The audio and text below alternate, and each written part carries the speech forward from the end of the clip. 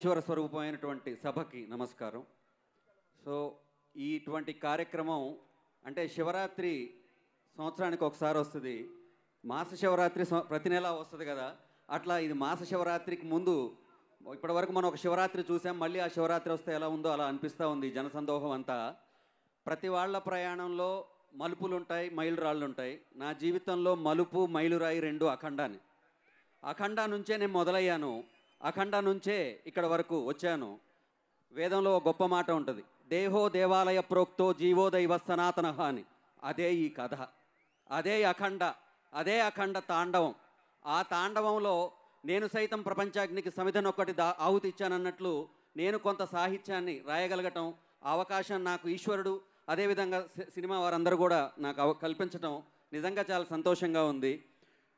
వాస్తవానికి మీకు తెలుసు, పల్లెటూరు నుంచి వచ్చిన ఒక పిల్లాడు ఎటు వెళ్ళాలో దారి తెలియక తిరుగుతుంటే ఆ చేయి పట్టుకై నన్ను నడిపించి ఈ వేదిక వరకు తీసుకొచ్చింది మా గురుగారు బోయపాటి శ్రీనివాసరావు గారు. అంటే చాలా తక్కువ సందర్భాల్లో నా స్వరం గద్గదం అవుతుంది. అది వారి మీద నాకున్నటువంటి, అంటే గురువుని శిష్యుడు ఎప్పుడైనా కానీ పొగడవచ్చు, కానీ వారిని నేను ఎప్పుడు పొగడలేదు. వారిని ఎప్పుడు నేను ప్రశంసించాను. వారు ఏం చేస్తారో తెలియనప్పుడు ఇచ్చేది పొగడతా, వారు ఏం చేశారో తెలిసి ఇచ్చేది ప్రశంస. ఆ ప్రశంస ఇచ్చాను. నాకు చాలా చాలా సంతోషం అనిపించింది.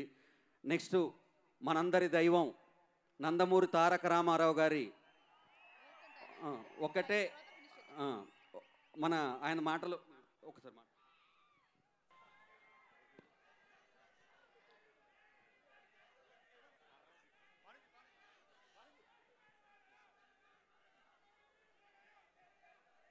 సో ఇప్పుడే రిలీజ్ ట్రైలర్ కూడా చూశారు.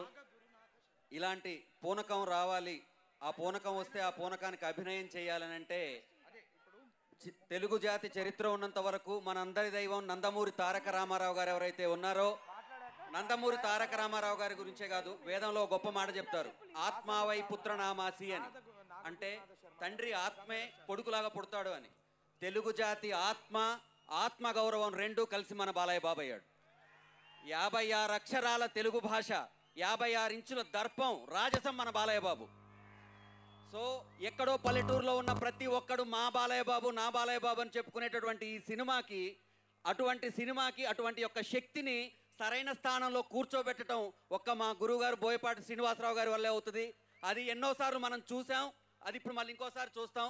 అదేవిధంగా ఈ అఖండ సినిమాని ప్రేమించడానికి నేనున్నాను, మీరున్నారు, ప్రపంచం అంతా ఉంది. కానీ అఖండ సినిమాని బాలయ్య బాబు బోయపాటి గారి అంచనాల్ని అర్థం చేసుకోగలిగే ఒకే ఒక్క వ్యక్తి ఈ సృష్టిలో ఉన్నాడు. ఆయన మా తమన్ సార్.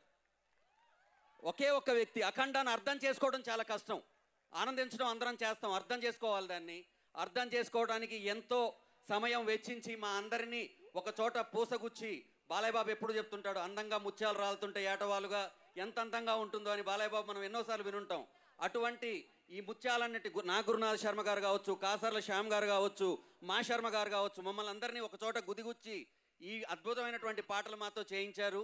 ఇంత అద్భుతమైనటువంటి అవకాశం మాకు ఇచ్చినందుకు మరొకసారి ఈ శివుడికి, ఈశ్వరుడికి జన్మతః రుణపడి ఉంటాము. శివోహం. Thank you.